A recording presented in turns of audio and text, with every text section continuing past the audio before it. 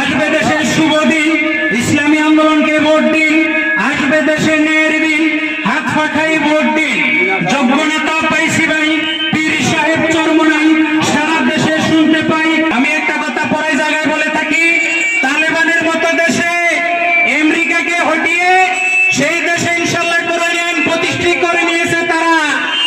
আর বাংলাদেশে 92% মুসলমান থাকা সত্ত্বেও এই দেশে যদি এবার কোরআন আইন প্রতিষ্ঠা না হয়, এই দেশের মানুষের মাসুল এই দেশের মানুষের তিলে তিলে বুঝবে। এই কারণে এবারে সুযোগ, ইসলামের পক্ষে ভোট দিয়ে ইনশাল্লাহ এবার ইসলামী আন্দোলনকে জয়যুক্ত করে এই দেশের মানুষের অধিকার, ন্যায্য অধিকার, মানুষের যেই হক আমানত মানুষের বুঝিয়ে পাওয়ার সুযোগ করে দেবে ইনশাআল্লাহ। আসবে দেশের শুভ দিন, ইসলামী আন্দোলনকে ভোট দিন। আসবে দেশে ন্যায়ের দিন, হাত পাখাই ভোট দিন।